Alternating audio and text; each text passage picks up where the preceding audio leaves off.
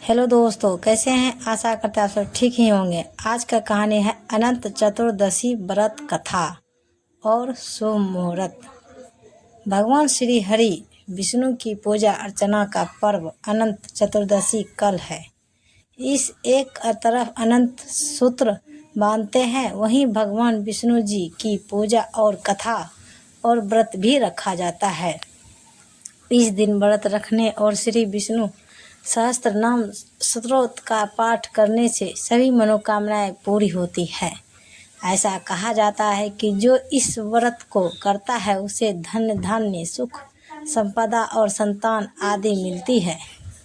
चतुर्दशी तिथि 15 सितंबर को रात 10:18 से शुरू होगी और 16 सितंबर शाम 6:49 तक है। अनंत चतुर्दशी की पूजा का शुभ मुहूर्त 16 सितंबर सुबह 5:49 शाम 6:49 तक है। इस दिन गणपति का विसर्जन भी किया जाता है। ऐसा भी कहा जाता है कि जो लोग काल सर्प दोष से पीड़ित होते हैं उन्हें इस दिन पूजा जरूर करनी चाहिए। इस दिन भगवान विष्णु को प्रसाद में खीर और मालपुए अर्पित किए जाते हैं। केले का मंडप सजाकर पूजा होती है। उनकी पूजा में पंचामृत का खास तौर पर इस्तेमाल किया जाता है। पूरे दिन ओम नमो भगवते वासुदेवाय नमः का जाप किया जाता है और हाथ में हल्दी की गांठ लेकर भगवान श्री हरि के चरणों में रखा जाता है। अनंत सूत्र जिसमें 14 गांठों हो अपने बांधा जाता है। एक बार महाराज युधिष्ठिर ने राजसूय यज्ञ किया। उस समय यज्ञ मंडप का निर्माण सुंदर तो था ही, अद्भुत भी था। वह यज्ञ मंडप इतना मनोरमा था कि जल और थल की भिन्नता प्रतीत ही नहीं होती थी। जल में स्थल तथा स्थल में जल की भांति प्रतीत होती थी।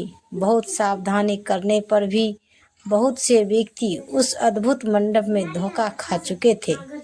एक बार कहीं से टहलते टहलते दुर्योधन भी उस यज्ञ मंडप में आ गया और एक तालाब को स्थल समझ उसमें गिर गया।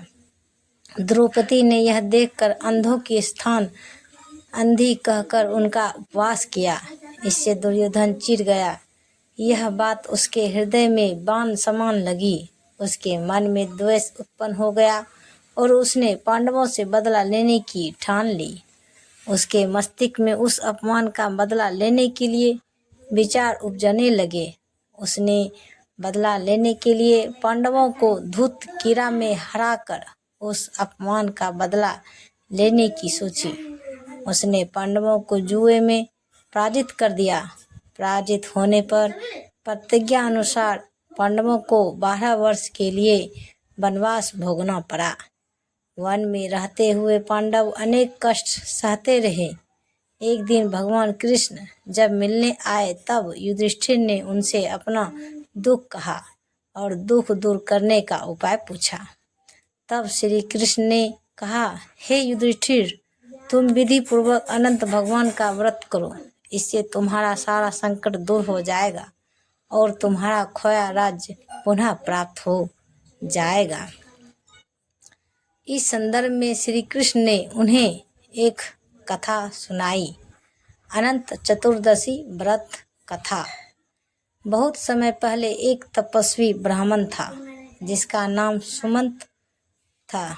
वह अपनी पत्नी जिसका नाम दीक्षा था उसके साथ रहता था। उनकी सुशीला नाम की एक सुंदर और धर्मपरायण कन्या थी। जब सुशीला कुछ बड़ी हुई तो उसकी माँ दीक्षा का निधन हो गया।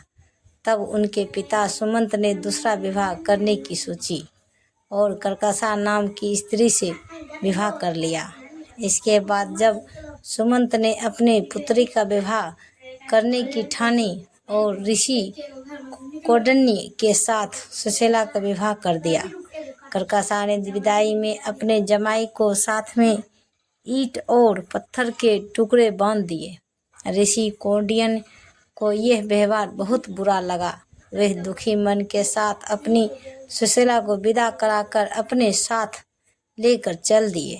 चलते चलते रात्रि का समय हो गया। तब सुशीला ने रास्ते में अनंत चतुर्दशी का व्रत देखा।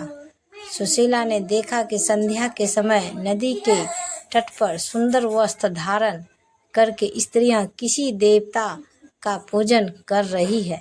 सुशीला ने उत्सुकता से उनसे पूछा तो उन्होंने अनंत व्रत की महत्ता सुनाई। तब सुशीला ने भी यह व्रत किया और पूजा करके 14 गांठों वाला डोरा हाथ में बांध कर ऋषि कौंडिन्य के पास आकर सारी बात बताई। ऋषि ने उस धागे को तोड़कर अग्नि में डाल दिया।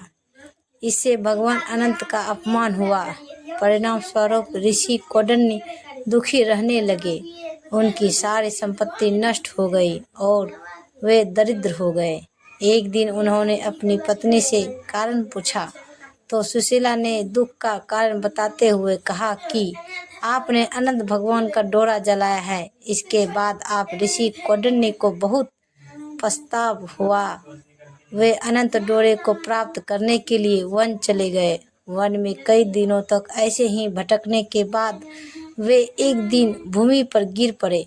तब भगवान अनंत ने उन्हें दर्शन दिए और कहा कि तुमने मेरा अपमान किया, जिसके कारण तुम्हें इतना कष्ट उठाना पड़ा, लेकिन अब तुमने पश्चाताप कर लिया है। मैं प्रसन्न हूँ। तुम घर जाकर अनंत व्रत को विधि पूर्वक करो। 14 वर्षों तक व्रत करने से तुम्हारे सारे कष्ट दूर हो जाएंगे और तुम दोबारा संपन्न हो जाओगे। ऋषि कौंडिन्य ने विधि पूर्वक व्रत किया और उन्हें सारे कष्टों से मुक्ति प्राप्त हुई और पांडवों को भी विजय प्राप्त हुआ। ऐसे ही वीडियो देखने के लिए हमारे चैनल को सब्सक्राइब करें और वीडियो को लाइक ज़रूर करें। धन्यवाद। तो गाइज, ये आपको कहानी कैसी लगी हमें कमेंट में ज़रूर बताएं और मिलते हैं अगले वीडियो के साथ। तब तक बाय बाय गाइज।